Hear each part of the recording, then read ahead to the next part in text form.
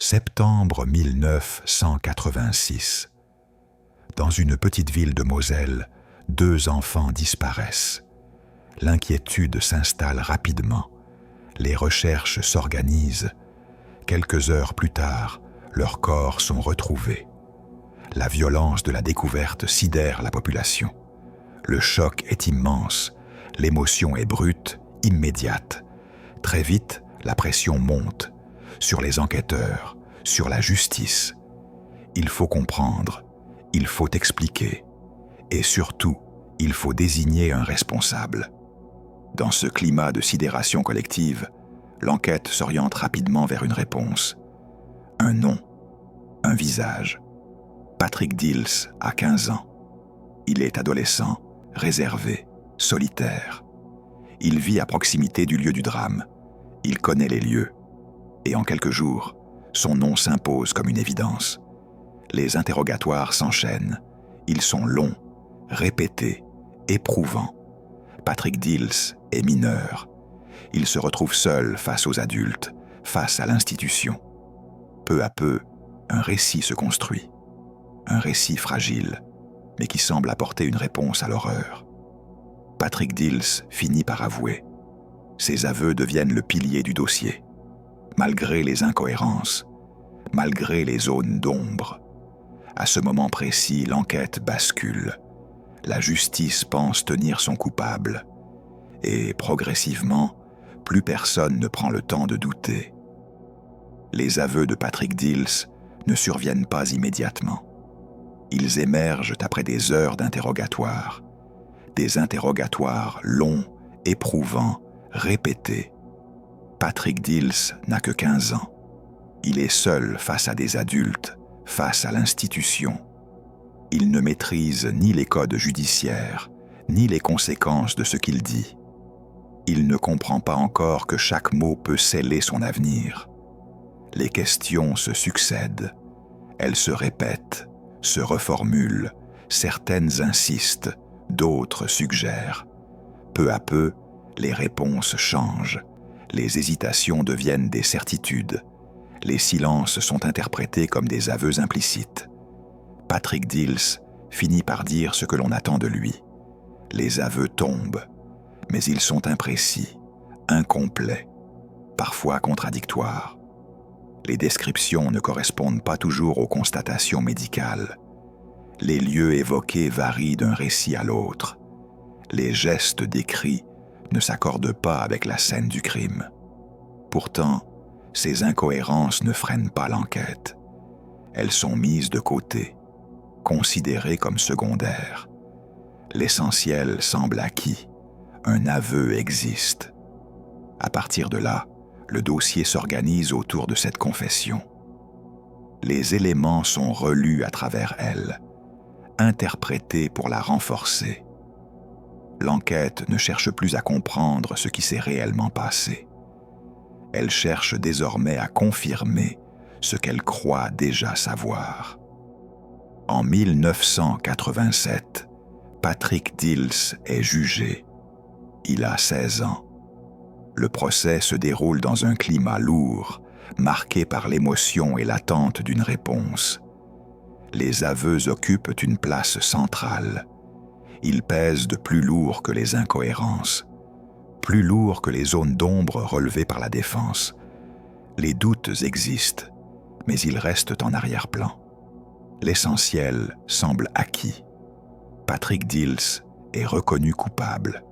Il est condamné à la réclusion criminelle à perpétuité. Pour un adolescent, la sentence est vertigineuse. Il est incarcéré, placé dans des établissements pour adultes. Du jour au lendemain, son existence bascule. Il quitte l'adolescence pour entrer dans un monde de murs, de règles strictes et de silence. Les années passent. Patrick Dills grandit en prison. Il traverse l'adolescence, puis le début de l'âge adulte, derrière des barreaux. Les repères disparaissent. Le temps s'étire. À l'extérieur, l'affaire est considérée comme résolue. Un coupable a été désigné. La société passe à autre chose. À l'intérieur, une certitude demeure. Patrick Dills clame son innocence, inlassablement. Mais dans un système où une condamnation est déjà prononcée, remettre en cause la décision paraît impensable. La machine judiciaire est lancée. Et plus les années passent, plus elle devient difficile à arrêter. Au fil des années, des failles apparaissent. Des éléments jusque-là ignorés refont surface. Certains détails ne s'accordent plus avec la version officielle. Des incohérences, longtemps mises de côté, deviennent difficiles à écarter. Des expertises sont réexaminées. Des témoignages sont relus autrement. D'autres pistes émergent. D'autres noms apparaissent dans le dossier. Lentement, très lentement, le doute commence à s'installer au cœur de l'enquête. Mais pendant que la justice hésite, Patrick Dills reste en prison. Son statut de condamné pour le meurtre d'enfants le rend particulièrement vulnérable. En détention, il vit sous la menace constante. La peur est omniprésente. L'isolement devient une nécessité autant qu'une souffrance. Les journées s'étirent, les années passent, le temps judiciaire n'est pas le temps humain. À l'extérieur, les procédures s'enchaînent, lentes et complexes. Les décisions tardent, les responsabilités se déplacent. À l'intérieur, chaque jour ressemble au précédent. L'attente devient une épreuve silencieuse. Reconnaître une erreur supposerait d'admettre que des années de souffrance ont été infligées à tort. Pourtant, malgré les résistances, le dossier continue de se fissurer. Et ce qui paraissait autrefois définitif commence enfin à vaciller. À la fin des années 1990, l'affaire connaît un tournant décisif. Les doutes, longtemps contenus, ne peuvent plus être ignorés. De nouveaux éléments apparaissent. D'autres suspects sont mis en cause. Leur profil, leurs déplacements et leurs déclarations ne correspondent plus au récit initial. Peu à peu, la version qui avait conduit à la condamnation de Patrick Dills se fissure. Les incohérences prennent un autre sens. Ce qui paraissait secondaire devient central. La justice est alors contrainte de revenir sur le dossier, non plus pour confirmer une culpabilité, mais pour vérifier si une erreur a été commise. Les aveux de Patrick Dills sont réexaminés. Leur fragilité apparaît au grand jour. Les conditions dans lesquelles ils ont été obtenus interrogent profondément. Les certitudes d'hier vacillent. Le dossier, longtemps considéré comme clos, est rouvert. En 2001, après 15 années passées en détention, Patrick Dills est acquitté. La décision est lourde de sens. Elle reconnaît implicitement que la justice s'est trompée. Patrick Dills sort de prison à l'âge de 30 ans. Il y est entré adolescent. Le monde qu'il retrouve n'est plus celui qu'il a quitté. Sa jeunesse s'est déroulée derrière des murs. L'acquittement met fin à l'enfermement, mais il ne répare pas le temps perdu. Pour la justice, c'est une déflagration. Pour Patrick Dills, c'est une libération tardive, marquée autant par le soulagement que par une profonde désorientation.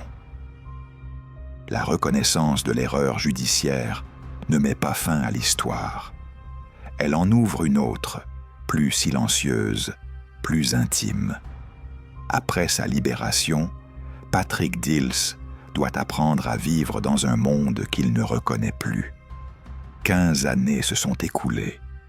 15 années passées derrière des murs. L'adolescent qu'il était n'existe plus. L'homme qui sort de prison doit se reconstruire sans repère, sans passé, sans certitude. L'acquittement reconnaît son innocence, mais il ne restitue ni le temps perdu, ni l'adolescence volée, ni les blessures invisibles laissées par l'enfermement.